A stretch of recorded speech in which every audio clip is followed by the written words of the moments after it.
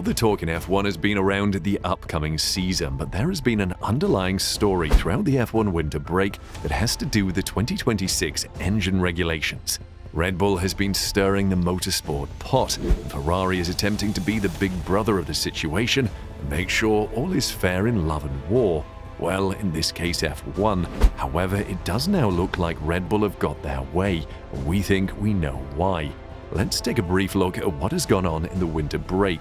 Ferrari and Red Bull have been locking horns over how Red Bull should be treated when it comes to entering F1, with Red Bull feeling they should be treated as a new engine supplier such as Audi.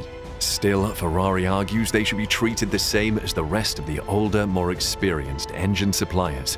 There were rumors that Ferrari could veto or even possibly quit F1 because of the argument, but this never materialized.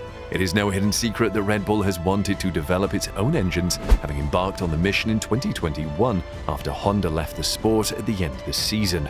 What they have done is impressive. They've built a new factory and employed over 300 staff members, of which 50 come from Mercedes.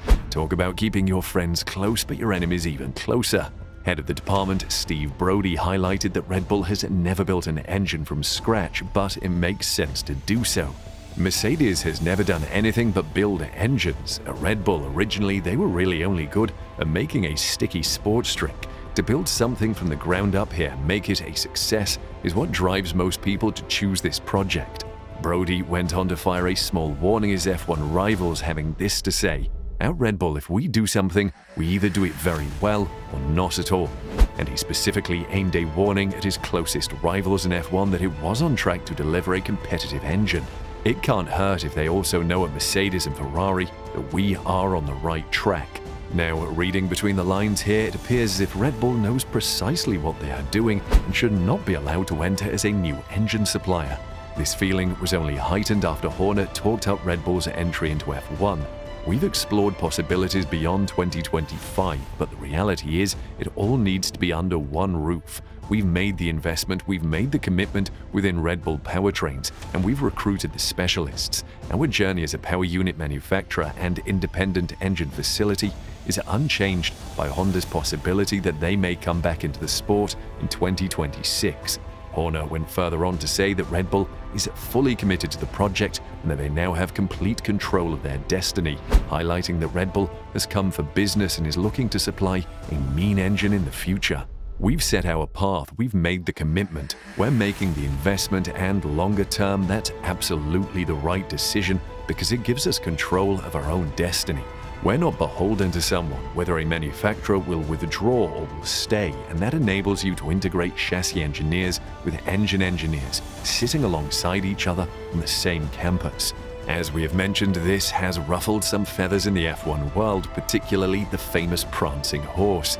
Still, even the mighty Ferrari is beginning to shake at the knees, as they were most notably excluded from a recent meeting between the new engine suppliers.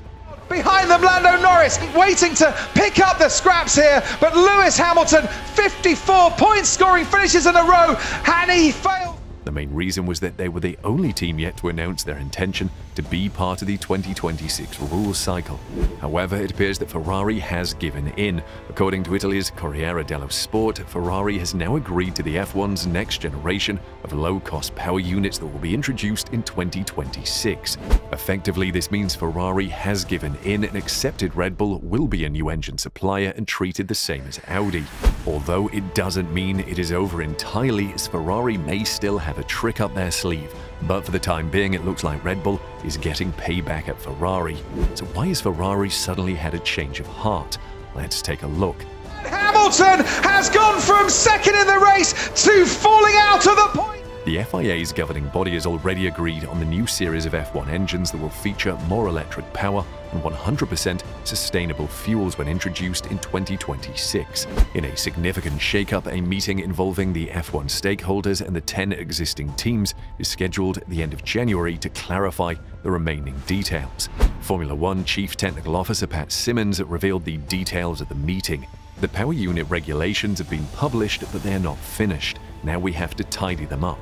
These chassis regulations we've been working on for a while, for about a couple of years on some basic layouts. But on the 25th of January, we have a big meeting in Geneva with all the teams, and that's the first real interaction where we sit down with the teams and outline the plans we want to take into 2026 and start to get their views on that, Simmons said.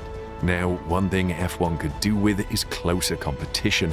With the track currently dominated by 3 teams, it would be great to see all the teams being able to compete. Not to say that I see Williams suddenly winning a championship, but after 2026 they could at least have the chance. This is a key objective of these new rule changes, with Pat Simmons going on to say, "We set a lot of high-level goals with the new regulations, and one of them for the 26 power unit was to level the performance for newcomers," he said.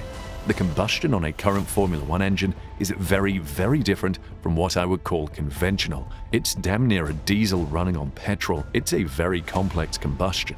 So we wanted to level the playing field a little bit because convincing people like Audi and Porsche, Cadillac to get into F1 wasn't easy.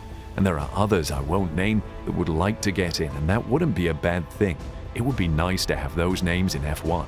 Ferrari had been hoping that Renault and Mercedes would side with them on how Red Bull has been treated. Still, after accepting and announcing their intention to join earlier than Ferrari, they have ultimately accepted that Red Bull will be treated as a new engine supplier. Ferrari is also under the impression that they may fall behind in their development if they do not sign up now, as they could miss out on crucial meetings. Now, one team that nobody has had any issue with joining the grid is Audi through its partnership with Sauber.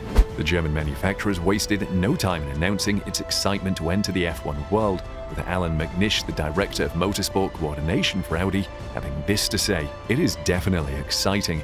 Everybody is buzzed about it. But at the same time, there is a lot of work to be done between now and the real buzz, which is the first race."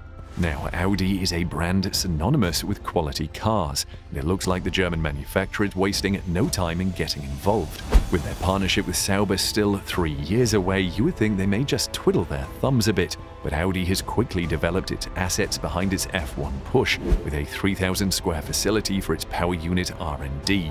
There's increasing personnel coming in, which is quite interesting and exciting, McNish continued. Every day there's an email coming in with a new person, a new face, and telling you what they're doing. You can tell there's real momentum behind it, and that's a really positive part. It's a new project. It's something that's being built from the start up. That, without a doubt, is a very good point for us. I think there's a lot of smiles going on at the moment. Audi has also been quick to act to get in Seidl as Sauber's CEO, poaching him from McLaren, and now they are looking to get a driver in as well, with the Four Rings looking to get a driver by the end of 2024, ultimately giving them 2 years to work with and develop the car. There has been rumours of who it may be, with Mick Schumacher's name being mentioned. But should Ferrari have accepted that Red Bull will be a new supplier, or do you think they will still do something about it? Comment below.